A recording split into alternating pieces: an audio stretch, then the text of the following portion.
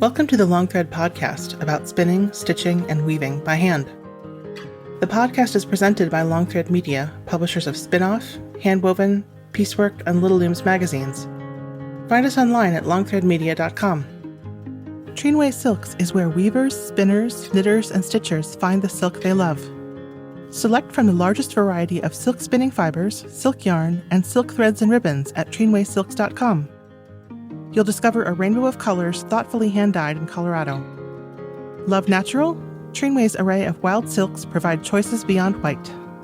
If you love silk, you'll love Trinway Silks, where superior quality and customer service are guaranteed.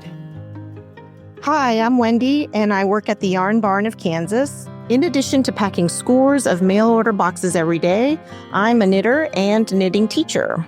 In fact, all of us at Yarn Barn are knitters. We're just as addicted to yarn as you are, and we love making suggestions for that next sweater, scarf, or pair of socks. See what we've got at yarnbarn-ks.com. I'm your host, Long Thread Media co-founder Anne Marrow. Sissal Kristiansen is a knitwear designer living in Tórshavn, the Faroe Islands. She founded the Wool Islands, an initiative to celebrate Faroese wool and knitting, and produced a documentary of the same name. So, Sissal, thank you so much for being with me. Thank you, and thank you for inviting me. So, you are in one of the most woolly, wonderfully woolly places on Earth, which is the Faroe Islands. Can you tell me a little bit about wool and knitting, where you're from? Yeah. The Faroe Islands is known for knitting, and I think it's mainly because we have so many sheep compared to how many people we are. We are only right now, we're only about 55,000 people, and we have a livestock of 70,000 mother sheep. So there's quite a lot, but we were quite fewer people back in the day. But the sheep number, I think, is more or less the same, has not changed much since. So we've always had sheep, and for many years that was the main export in this country. At one point, it was like almost 50% of our export, like back in 1840, 1850 back then. Wow. Yeah, but then things changed, and now it's fishing. That's our main export and industry, or at least export. But wool knitting has always been part of our culture, and it's very vital, and it's also it's thriving, even though it doesn't have the same significance it used to have. It is still very important to our culture, our cultural heritage. I always say we're standing on our foremothers' shoulders and still knitting. And so knitting and wool is quite important here. So it wasn't just wool or sheep themselves, it was actually knitting that was a big, important economic. Yeah. Of course. So the sheep, because of the land that we live on, it's a very small country. I think it's 540 square miles, sorry. And it's like Long Island is 1,400. So it's like less than half the size of Long Island. Mm-hmm. And we are in the place in the middle of the North Atlantic. So it's quite, so the weather conditions can be quite harsh. We can grow in everything. So meat from sheep and fish from the sea, that has been like the main diet here. And but back in the days, they had sheep for wool to make yarn and knit. They did weave, but it's more knitting. Mm-hmm. And I read something about us exporting wool, but I can't really find the numbers, how much we did, but it was mainly produced garments. So we started with socks and mittens, and the first records from us exporting to anything, it can be earlier, but the first written records that we have found are from 1567. Wow. And back then it was like, I can't remember, 25 socks or something like that we exported to Norway. But then from then on, it just exploded. And it was socks and mittens to begin with. In the early 1600s, it was mainly socks and mittens. Mm-hmm. And then it changed, and from that up to sweaters. Mm-hmm. So yeah, but both been for export, but it's also been quite vital for the things that we wore for our fishermen when they went to sea, because our sheep have adapted. Our sheep are part of the Northern European sheep breed that has 2-layered wool, and the wool that we have has quite a lot of lanolin. Uh-huh. And that's, of course, because the sheep have adapted to the weather here. And the lanolin is quite good because it's not, I mean, you don't get waterproof clothes, but it's fairly water resistant. Right. And when you wear it on sea, it's almost like rain clothes. And wool is also warm when it's wet, unlike some other fibers, which would be pretty important because it's pretty cold there sometimes of the year. Yeah, well, it's not. We don't, even though we're placed fairly north. We're north of the UK, but still a bit southern than Iceland. It's not freezing cold here. We don't get -degrees that much. We do get snow, but it's not like, there are no skiers in the Faroe Islands.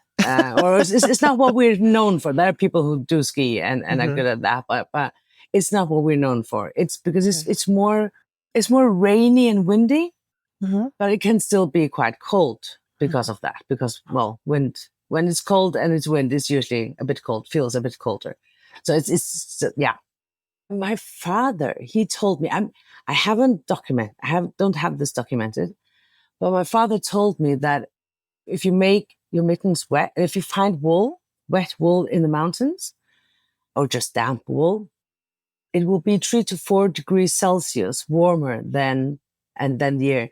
He was quite proud of the Faroe Islands and our culture, and he wasn't known for lying. So I do believe him.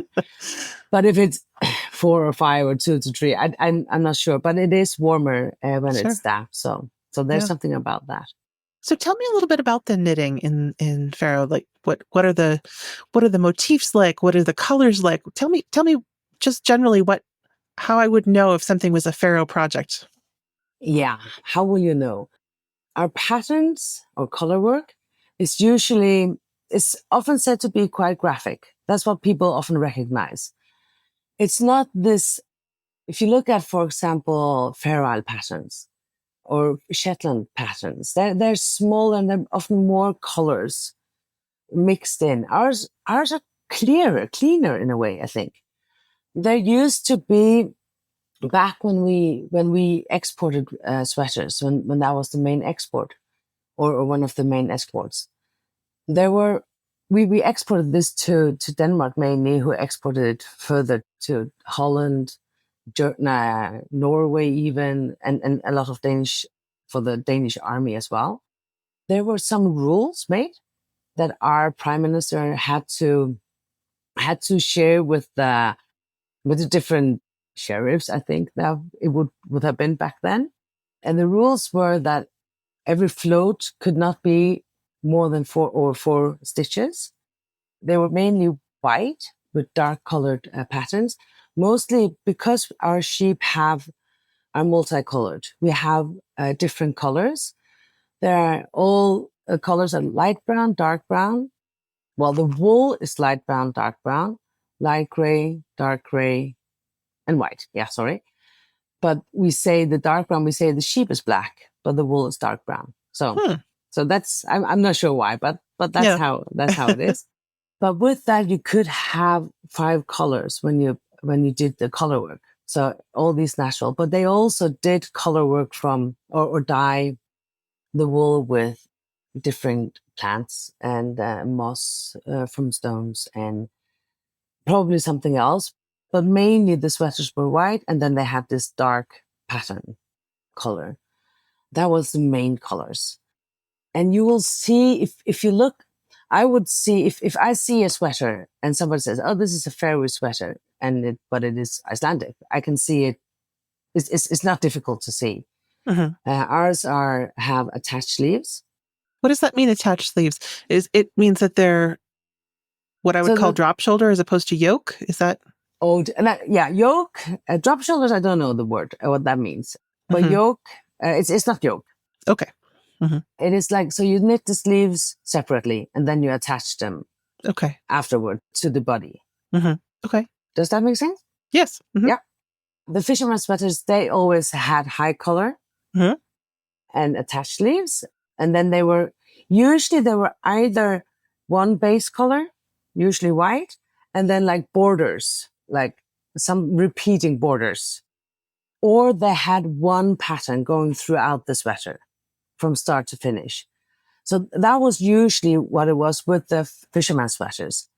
Then at a later point, I think it has something to do with money because knitting with two colors meant that you actually needed more yarn. Yes. And I'm not sure how long this lasted, but sometimes around the early 1900s, the sweaters were monocolored. But they had buttons on one side of the collar, silver buttons. So it doesn't really make sense with the money, but so that was back. So we have two sweaters that we will say are traditional Faroe sweaters, the fisherman sweater and the monocolored one, which is, I love the story, it is dark brown and it is called, in Faroese, it's called Mishkamorea, which means the dark moret. And it's called Mishkamorea, but now you can have blue Mishkamorea. So you have blue A blue brown dark sweater. moret sweaters. so the sweater itself is named after the color of the yarn that used to be used for that. And if that is also one of my well, can you have two favorites if you only have two? But I love that too. So yeah. Yes. And this isn't just something that you're interested in as a knitter or, as a resident of someone who grew up in Faroe Islands, but this is something that you do as part of your work. Can you tell me a little bit about your knitting as part of Shisa Brand? Yeah. So Shisa Brand is my brand. I have a master in marketing and I did work at a marketing bureau for many, many years and as a teacher, a high school teacher. But I kept knitting and I loved knitting and I like designing myself. I actually only knitted one sweater from a pattern in my whole life and I'm 51. So I started developing my own patterns from the beginning. And then I got praises and I'm easy. And then they said, why don't you start selling? And then the rest is history. So now I have this knitwear brand, which is called Shisa Brand. So when I say Shisa Brand, it's because I was in Japan as an exchange student and they didn't know how to pronounce Sissal. So my name became Shisa. And the way you pronounce it, it is like Shisa, as in English, you would say she is a. Mm-hmm. So she is a brand. So that's the wordplay, but you pronounce, you spell it with Shisa. And yeah, and to begin with, I started with only using Faroese wool because I'm quite fond of the outer hair in the Faroese wool because it has a character. It's quite, it's rough. It's cool. It's edgy. Yeah, it has an opinion in a way. And I like my sweaters to have an opinion. I like it to tell a story. I'm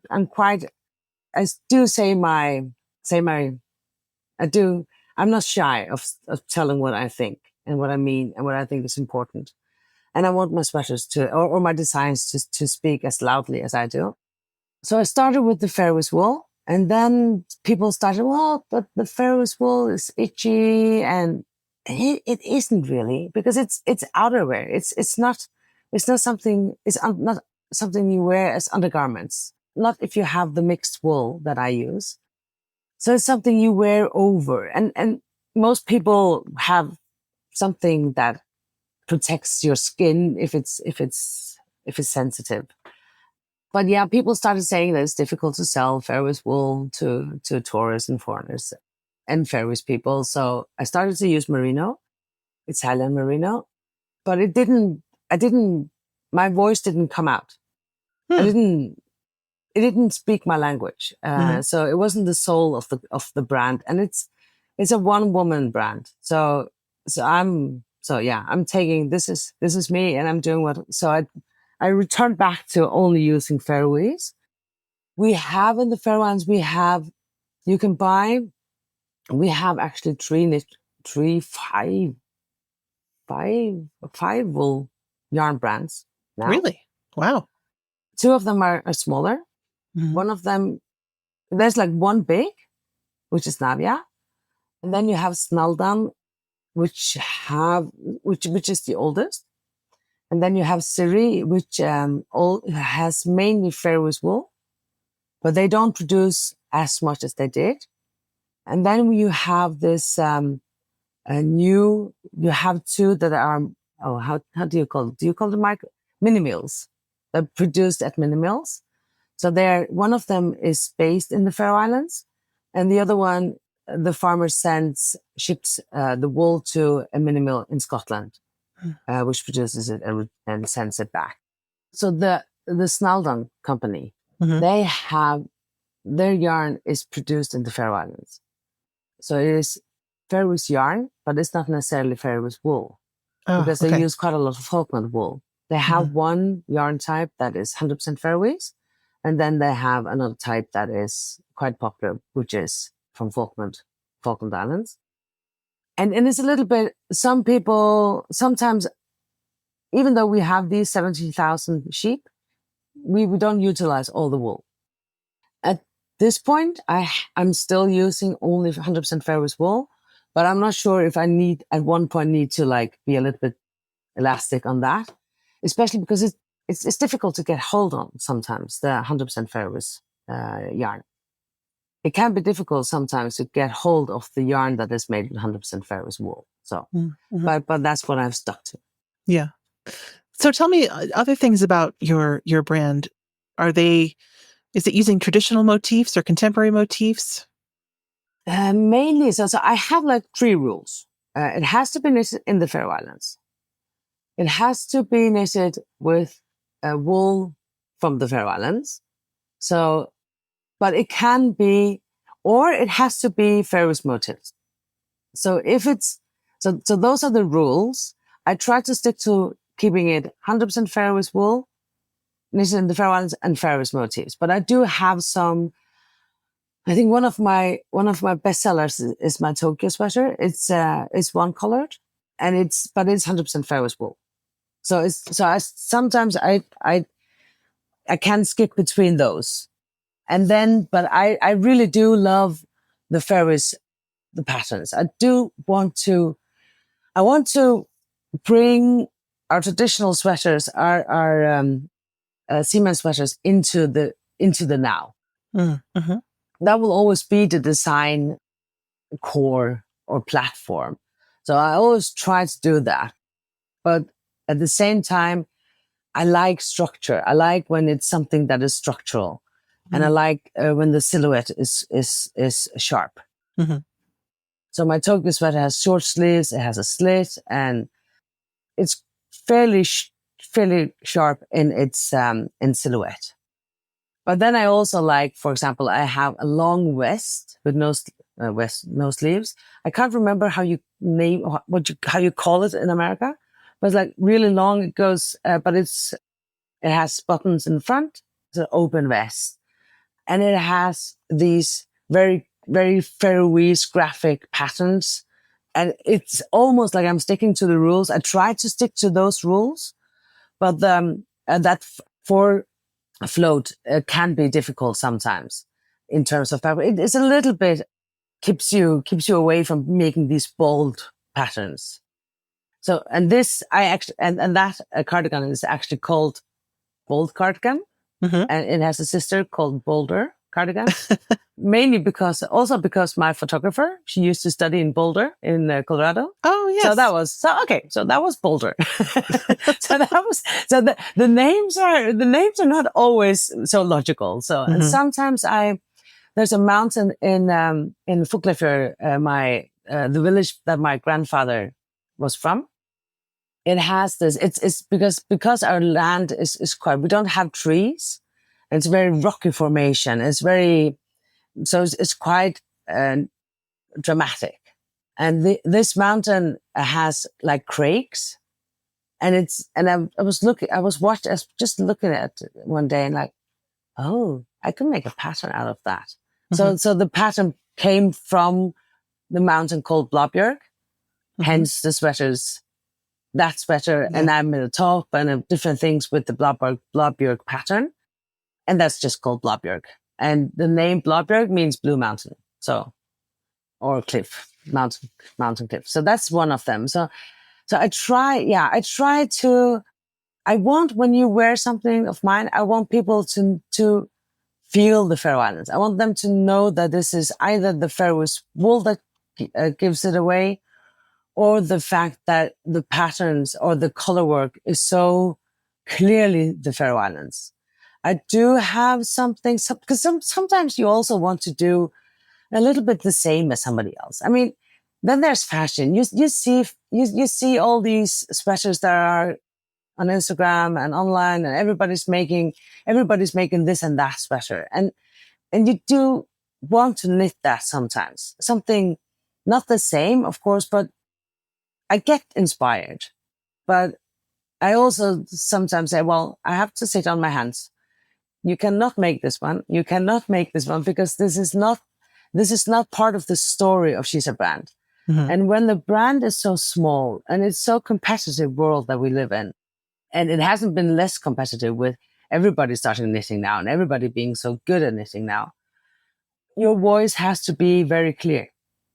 And maybe this is the curse of my master's in marketing. Everything focusing on brand voice and brand identity and blah, blah, blah.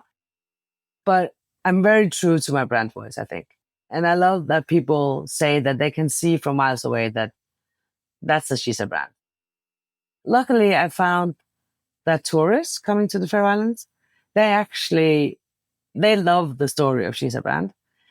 Maybe also because I made this documentary, The Wool Islands, that is, they can see it on the flight to the Faroe Islands. It is shown on the hotels and in some of the hotels. And it has been shown quite a lot of people when they Google the Faroe Islands before they come here. They will Google something wool and then they see the documentary.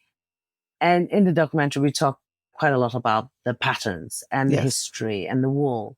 And so, yeah.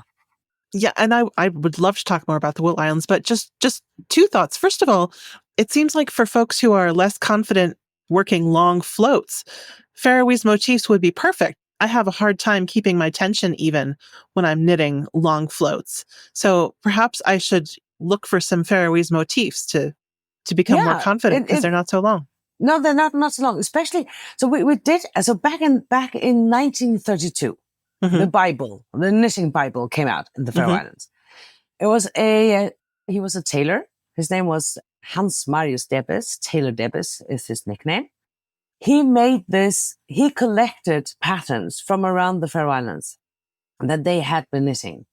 And I think there were like 125 to this. The first book was 125, and then it was reprinted a few years later. So now I think there's like 148 or something patterns in it, maybe, about that.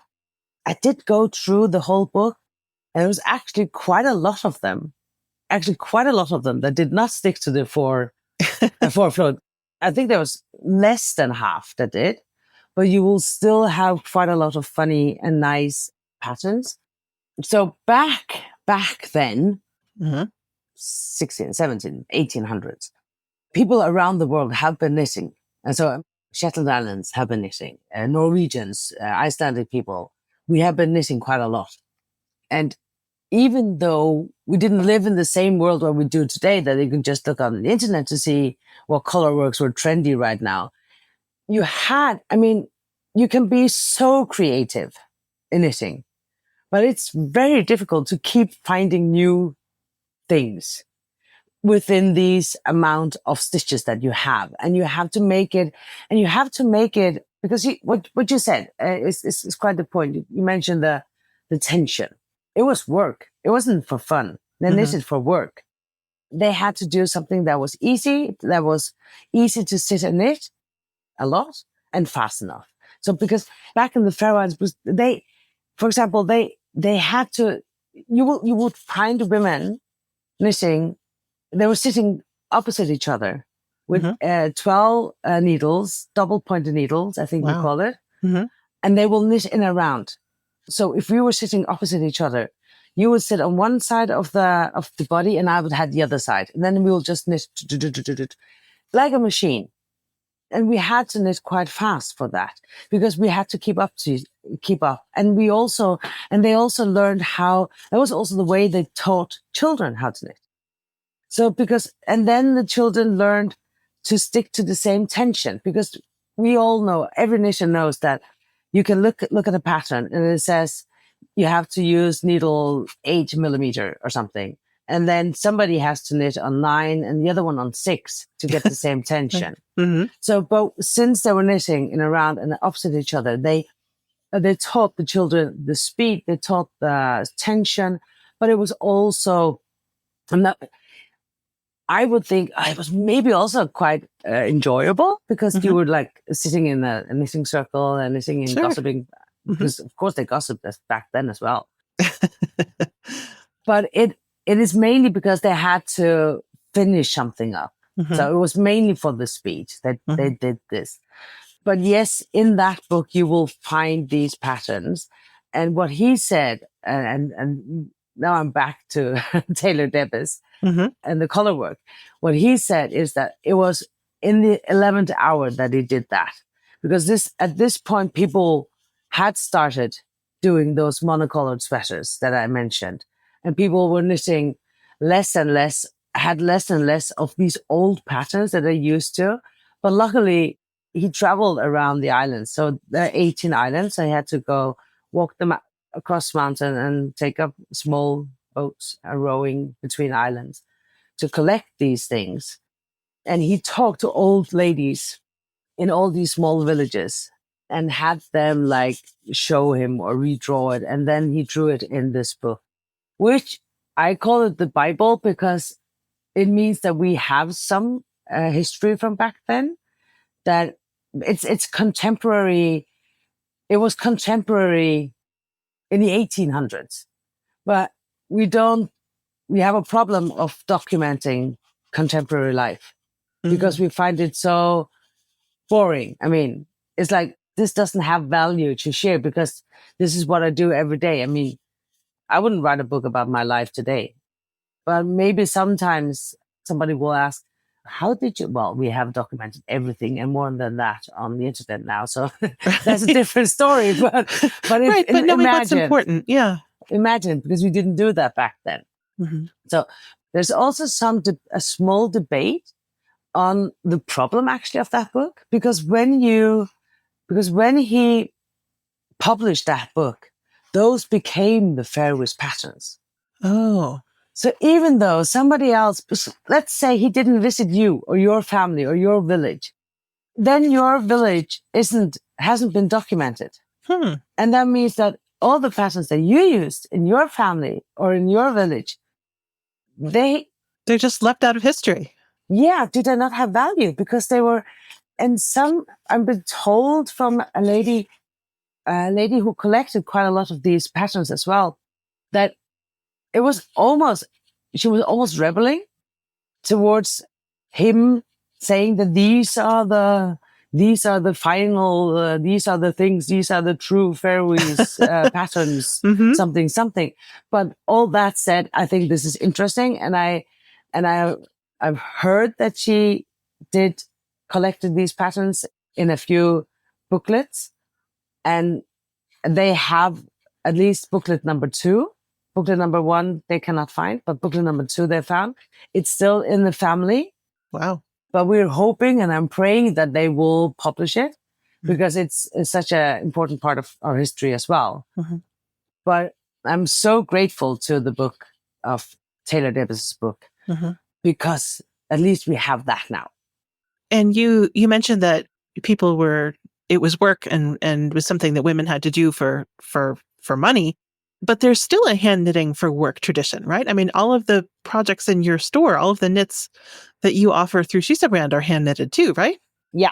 But this is, as some of our politicians might say, this is something you do in front of the television. This isn't work. But yes, it is work. It is hard work. And it still takes 40 hours to make a sweater. Sure, yes. And you do not get value for that paid. And nor did you back then. But yes, all of my sweaters are hand knitted in the Faroe Islands. Most of the other brands, because there are quite a lot of knitwear brands in the Faroe Islands. You have Shisa Brand. You have my colleague Steinum. Hers is mainly machine knit. She has now mainly machine knit, but she still has hand knit, not in the Faroe Islands. So they are knitted in Ukraine. And we have Reka, we have Dorta Thompson, we have Gurun and Gurun, we have Einstakt, we have Elsa Beck, we have quite a lot more that I cannot just remember. I can just remember the names right now. All of which, like, so some are smaller, some are bigger. Many of them are a one-woman company. Some of them are a little bit bigger. Gurun is far bigger, the biggest. Many are hand knit in the Faroe Islands. Some of them so, for example, Gurun has something hand knit in Peru and something in Jordan. And Steinum has her in Ukraine. But those of us who knit in France, it's still, my knitters get paid. They don't get paid massively. They knit because they love to knit, and they knit for me because they love to be part of my story. And I hope that they like me. I think they like me as well. But they do, and they love to knit. Some of them, they knit all the time. And if they don't have something to knit, if they don't have yarn, they will almost take a sweater down just to re-knit it, just to knit. I personally am not. I would say some people are process oriented and others are result oriented. I am result oriented. You want to make that thing. You want to have that thing. Yeah. And I see a pattern and I want to make that. I enjoy knitting, but it's not like la, la, la, la. No. I knit so that I can get that item finished and into my store or into my pattern books or into something. So that's me. But many of my knitters, they love the process. So I'm looking for process oriented people to be my knitters. So that it is work, but they all have their full-time work. Sure. So they you have do pattern this. books as well? No. That's my Shisa Brand's pattern books. So for me, yeah. But I am planning on, because I'm always asked, can we buy that pattern? Can we buy that pattern? So yeah, I did do the Tokyo sweater as a pattern in English and Danish, and I had it with me. I've had it with me because when I went to Colorado for an event in, when was that? September last year? Yeah. Really? I was at the Salida Fiber Festival. Oh, yes. Yes, it was amazing. I loved it. And I had the pattern with me there. And then I went to Newfoundland for a conference and I had it with me there. So I sold the pattern and the yarn there. I'm saying this out loud because now I know that I need to work harder on doing it, finishing it. But I really would love to sell patterns, but I wouldn't sell it just like simple patterns online. I think I would make a book or something because I want to tell the story about the Faroe Islands and knitting traditions and wool and yarn and blah, blah, blah. So that is important for me. And that story that you really want to tell, other people are very eager to kind of hear and learn about it too. And I think that that's one of the exciting things. You mentioned the Wool Islands. I watched that not that long ago, and it's just riveting and charming and just gives you the idea of how much richness there is in the knitting and wool culture. I mean, it's for 55,000 people, thinking of having that many mills and brands in the city that I live in, which is 2 or 3 times that, it would be so hard to imagine having that much knitting. Yeah, I mean, I love the Wool Islands and I love the work that I do there. It doesn't give me any money. So this is all a labor of love. Yeah, it is. Of course, it does give me money, but not directly. Indirectly, but it should give all Faroese knitters money. Mm-hmm. Sure. It should gain everyone in the Faroe Islands that care just a tiny little bit for wool and our sheep and our traditions. But the idea was to promote Faroese knitting. And this started during, it's on March 8th, Mm-hmm. Women's Day, Yes. 3 years ago. That was the day it was launched on YouTube. Mm-hmm. So the idea was to help us, because during COVID, we didn't get tourists, and tourists are important for our products. So I wanted to do something that we could promote from abroad. Mm-hmm. But then it just started. And to begin with, it was only meant to be like profiling 5 brands. And then it started, no, we have to have the history. We have to have farmers. We need to have like facts. We need to have wool. We need to have this and this and this. And it escalated. And now it's, as I said, I buy yarn from Faroese yarn brands. But now I'm more and more interested in everything, like the whole story behind. So everything my grandmother and father used to tell me that I didn't listen to because I just thought they were boring. Now, like, damn, why didn't I ask? Mm-hmm. Why didn't I listen? And why didn't I because my grandmother she was, yeah, well, there were actually, she wrote quite a lot, but not about this. But I could write books about her life and the knitting, how it was back in the days. But yeah, so now I'm going to, I'm not even in class. I'm joined a circle of knitters or what's it called? Spinners, where they teach us to separate the wool and card it and mix it, and how to do the inner layer yarn from the inner layer, how to use only the outer layer, how to do the mixed wool. And then we card and we spin. And I promise you, I was, last week, I was doing, no, I did do a spinning on like a small spinning wheels. I don't know what's it called. And then last week I did on a foot rock, I think. Foot spinning wheel, foot spinner, something.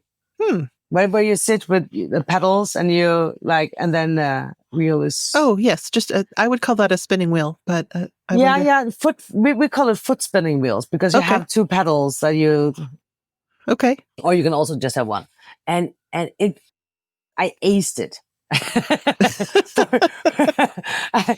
For this one, I tried the other ones; they didn't work for me. But this one, it wasn't perfect, but I got a hang of it. And I had to go to a birthday party, and then the day after, I had so much to do, and everything. I just wanted to go home and just close my doors and lock my doors and just sit there and spin this for hours. And for me, I'm trying to figure out, because the wool that because as I said, back in the day, they had sheep for wool and meat. Now they have sheep for meat, less for the wool. So those farmers, so some of the wool is sublime, but not all, because if you breed the sheep for the wool, for the meat, you might put in a ram that actually has bad wool, and ewes that have bad wool, because it's genetics. Like some of us have, some men get wool, So it's just genetics. So, but the more that I have gotten involved, or the more I have started to be almost obsessed with the Wool Islands, the project there, the more I'm trying to figure out how can I join forces, or how can I be a voice for those farmers who really do want to have the silkiness of the, like the outer coat, the long coat. Yeah. The, how do you call it? The guard hair. Guard hair. Yeah. Where the silkiness of the guard hair, and where you have, and it's also something about because our sheep they roam in the mountains. Some so high in the mountains that you cannot feed them. Others are closer to the farmer's house that they can feed them. But there's also something about, if you feed the sheep when the fetus, is it fetus? Mhm. Yeah. The lamb? Is, Yeah. no, well, it's still in the, when the lamb is, I think it's 20 weeks, Mhm. then you get better inner layer. Wool. Wow. And there are people who know these things, and they're trying to, they might try to say it amongst their other farmer friends or farmer groups or circles. But when the other farmers think, but you don't get money for this. Why should I do this? Nobody wants to pay for it. And nobody wants to pay for good wool today. If you look, the world, all around the world, people are fighting or having problems with people not wanting to pay for wool. We want plastics. Or not we, not you and I, but nor your listeners, but many. Yeah, we make so much. We don't value the wool enough, and luckily we see with all this mini mills, you see that I have hope that we will have better wool and better yarn, because more and more people are concerned. And if you bring your wool, if you don't have that much wool and you bring your wool to a mini mill, the pride must be much bigger. If you have like this excellent wool. Yeah. And wool, and then you get the better chance you get the excellent yarn. So those are the things that I try to work with within the Wool Islands. But since I don't get paid and Shisa Brand doesn't pay me enough, I have other work as well. So it's all about finding, do you know these, when you have, we call it spring ball. No, spring. It's a jumping ball. When your children play with jumping balls. Yes, I know what you mean. Sometimes my jumping ball is high, so I had to catch it when the Wool Islands is high. Yeah. Sometimes it's like, and lay low. So I have to like give it air sometimes. Yeah. So, but it's so funny and it's so interesting and it's so nice. Just learning these, how that was learned from not just know how to knit and just say, oh, I like that yarn or I like that yarn. Because often it's like you like the brand more than you actually like the yarn sometimes even. And then learning it from the beginning and having your hands in it. And because I've been sharing sheep, that was like the first thing I did to start understand was sharing sheep. And I loved it. It was like, I think those are my happiest days is when I share sheep. It's hard work. It's hard work, but it's, and I'm slow as, I don't know, snail, but it's so rewarding. It is so funny and it's so rewarding. And I'm, as I said, I'm slow, but with time I'll get better and I'll be faster and I'll be more of a help for the farmer and not more. Now they're like, I think they mostly laugh at me because I'm like, the sun is shining out through my eyes. I mean, I'm like, I'm just super happy. And, all these things is easier because I like to tell stories. I like to share the story of the Faroe Islands. I want the Faroese people, those who do not have the pride and to be proud of our culture. And I want those who take it for granted because it's been in their family always and forever. They don't see how magical it is because it's like, they do remember. Most of my friends are from families who have sheep, more or less, but still have sheep. So they've always been part of this. And they have great memories of when they were children and they were sharing sheep or they were being part of giving sheep medicine and all these things. They don't knit so much because it's more about the meat. It's not so much about the wool. Well, and I think that the documentary, that the Wool Islands documentary, which is available for free on YouTube, which it's just a really enjoyable thing to watch. But there's a lot of pride there, and you can see it in your face and all of the people who are part of the documentary.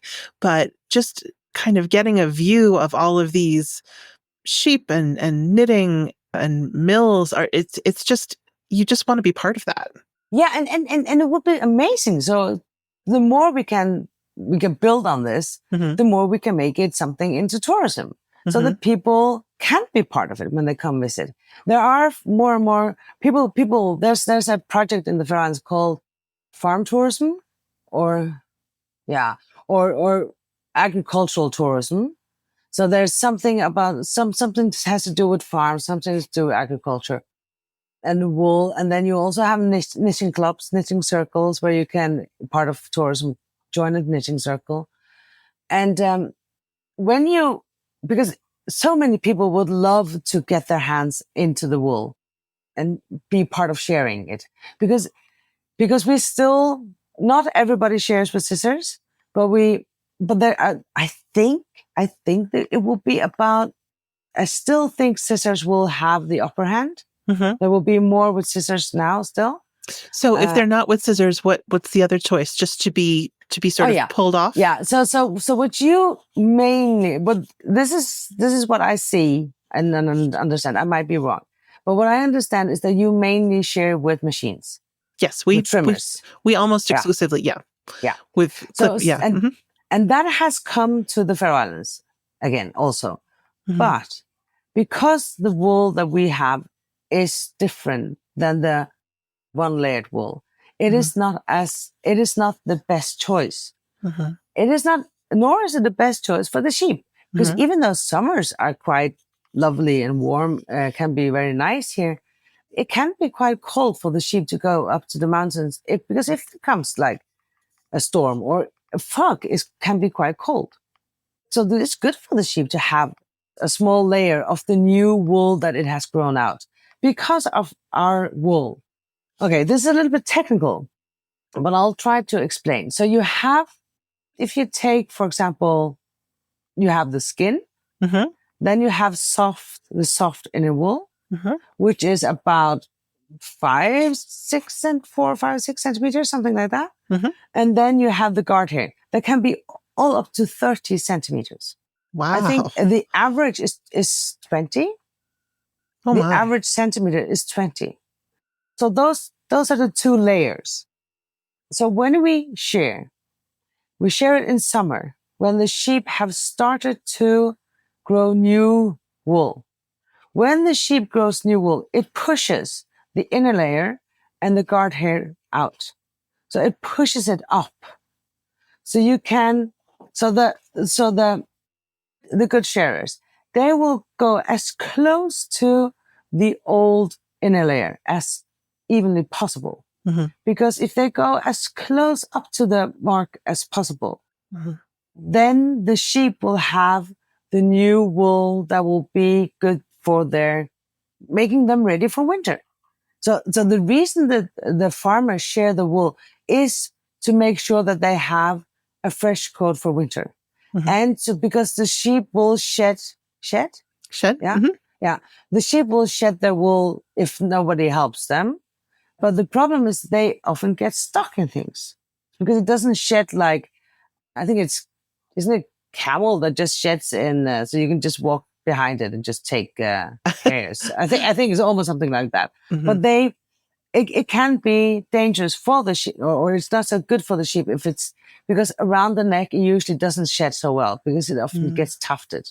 They can get stuck in fences. The birds scratch. Yeah, and the birds will get mingled in this. So there's so many reasons why we should share the sheep at a like for a farmer. But the problem is those speedy machine shearing. I understand why the farmers do it because it's costly. It takes quite a lot of time.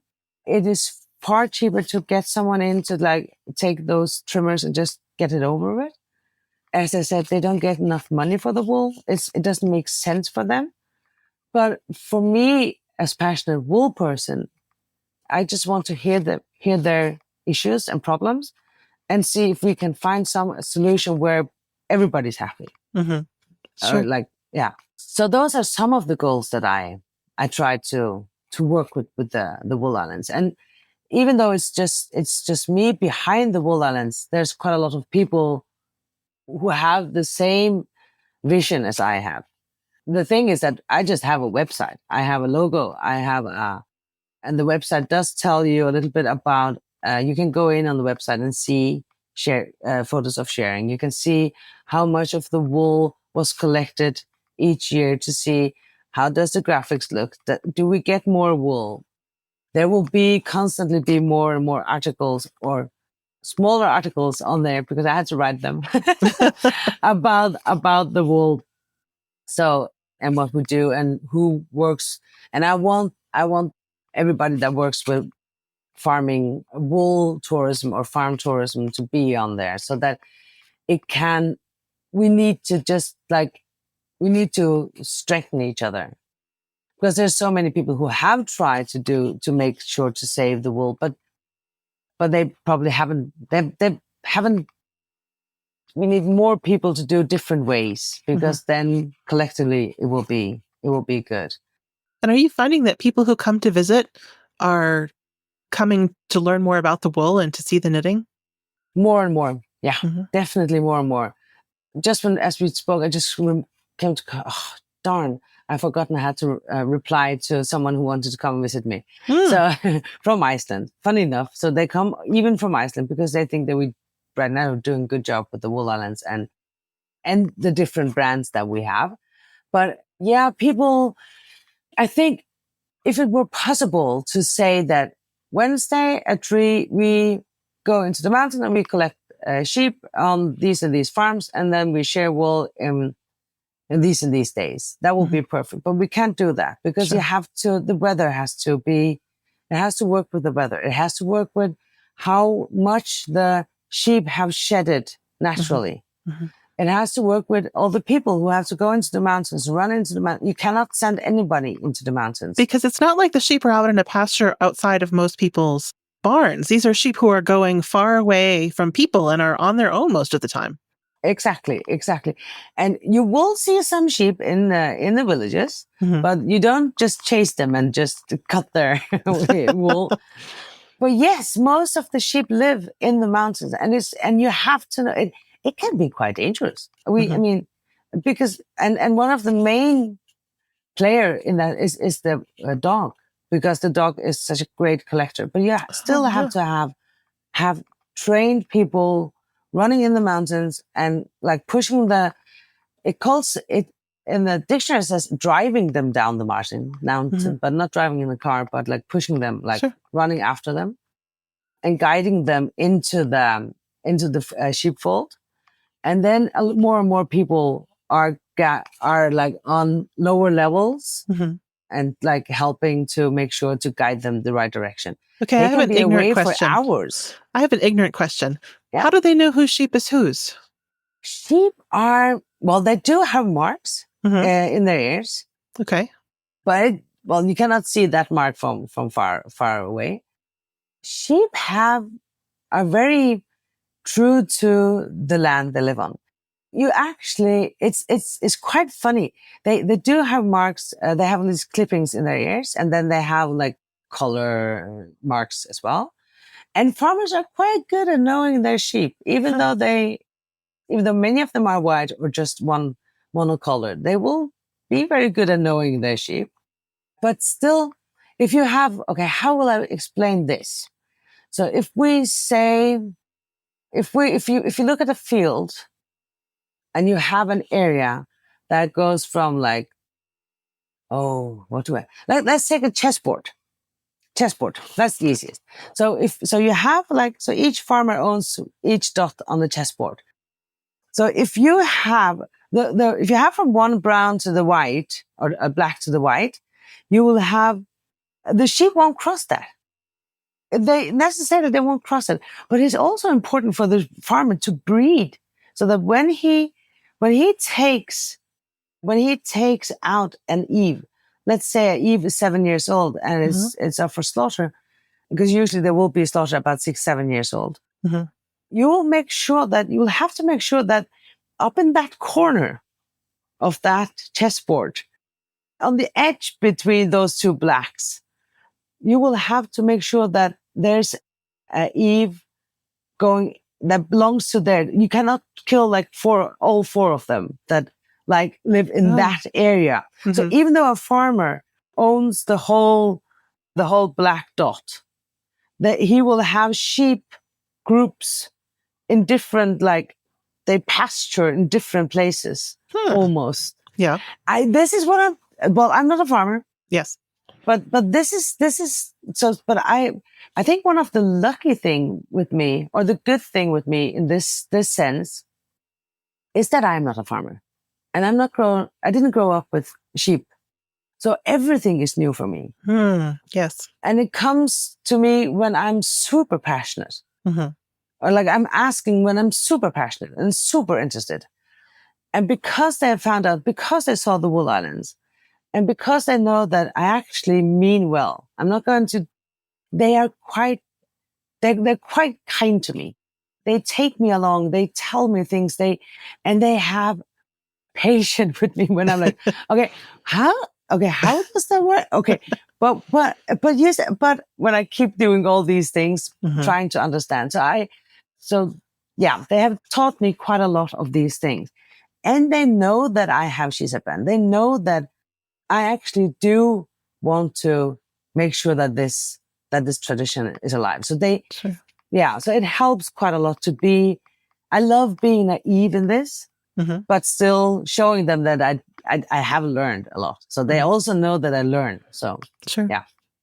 So that's how they will know fairly well where to go to, but I don't think they will go I don't think neighboring outfields will go on the same day. I think they will be different. But sometimes I've also been to a sheepfold where they said, well, this isn't ours. And then they're like, oh, should we just, okay. They just call the other one. For slaughter, they will not do it for each other because that's the meat is too important. Right. Yeah. That makes sense. Yeah. So if I've gotten really excited about Faroese wool and knitting, which I have, how would I kind of learn more and engage with it more? Yeah, well, the best way, of course, is to come to the Faroe Islands. It is like quite beautiful. I'll get on it. So that will be my advice number one. We're quite kind and beautiful country. But advice, and if you do, I would definitely go walking down the main street in Tórshavn, which is a very small main street, but there are actually 4 or 5 wool knitwear brands on that small, it's like 100 meters in all, then you have covered all that. There are other shops in Tórshavn that sell, and outside of Tórshavn, there's quite a lot as well. So, and Tórshavn is the capital, I just thought that I take it for granted that people know that. But so that will be, so I'll definitely go look at the different designers in the Faroe Islands, definitely. And the wool, but you can actually, Navia does actually sell their wool in America. Was it New Jersey? I think they have a vendor or someone they... Kelborn Woolens, which is based in Philadelphia in Pennsylvania. Okay. They distribute. Okay. Yeah, so those I would definitely look up. Unfortunately, many of these don't ship. So Staldan, I don't think you can buy online that much. They will they will not have the Faroese wool, but they will have their Falkland yarn. And it's not as easy to get them, but one brand that I'm quite fond of, that is the newest girl with the Faroese mini mill, Rebecca. She's a very good designer, but she started this mini mill with her father, and where they only use Faroese wool that has never left the country. And I love that.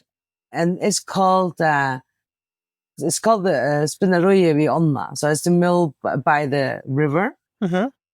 They're so new that it's not easy to find, but you will find it. You should find it via Reka, on, at least if you go on the Wool Islands, the website. But I would definitely look at all the different brands that we have, because I love my brand because this is my aesthetics and this is my history and story and everything. But it doesn't mean that the other ones aren't super great as well. So there's, and you'll get so different styles from everyone. But definitely look for the yarn as well. Look for Navia, look for Rebecca or Spinneroie vi Onna. It's the Wool Islands website is a wonderful resource, and we'll also include this information in the show notes. Yeah. And the Wool Islands will keep on adding to it. Great. I just need a little bit more time. Yes. Well, Sissal, thank you so much for your time and for just giving me the tiny introduction into the rich culture and history of wool in Faroe Islands. Well, thank you. This was super great. This was fun. Thanks to our sponsors for supporting the podcast. Thank you for listening to the Long Thread podcast. If you've enjoyed this episode, please rate the show and leave us a comment on Apple Podcasts or your favorite podcast platform. Thanks again.